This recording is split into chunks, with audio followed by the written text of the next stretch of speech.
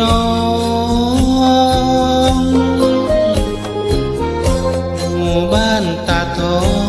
ก็ตั้งนานมาที่องค์พระธาตุที่คนบูชาขนานนามว่าธาตุกองข้าวน้อยน้อยน้อยน้อย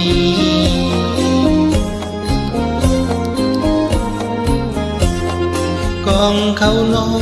ยข้าแม่โตตายอยู่จนตาลายไถนา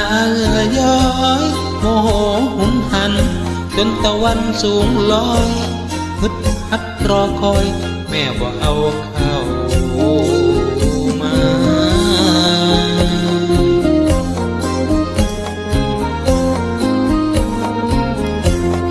ส่วนแม่ผู้เฒ่าเย้าเย้าวิ่งยันจนหัวขมำตกคันแท่นาก็ลูกจะหิวรีบดูเล่นมาจนจะถึงปลายนาอยู่ท้ายปลายดอก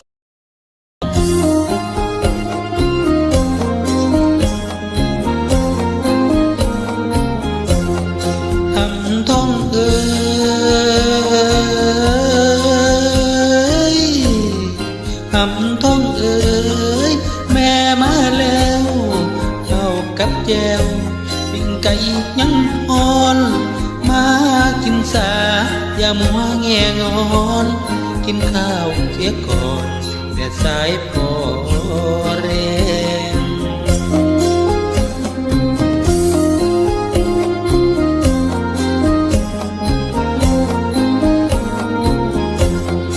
พอโม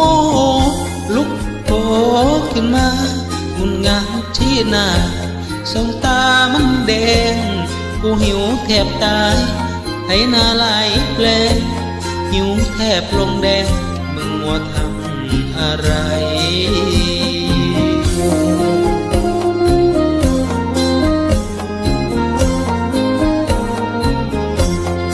ข้าวก็เอามากองน้อยน้อยสิพ่อน้ำย่อยผู้ใดจังใดแม่บอกกองน้อยก็ยัดจนแน่นในกินเถิดดวงใจอย่ามัวโครธาละ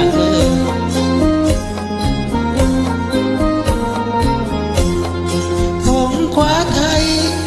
ไล่ตีแม่ชีวิตแม่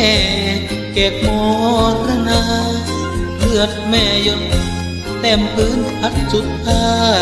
ทุกคนน่าว่าบักทองทรพี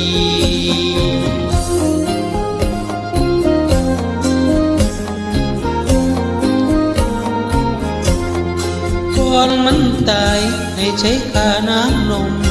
ให้มันก่ออิฐทมเป็นองค์เจดีย์พวกเราจึงเห็นอยู่ทุกวันนี้นั่นแหละเจดีย์บักทองข้าแม่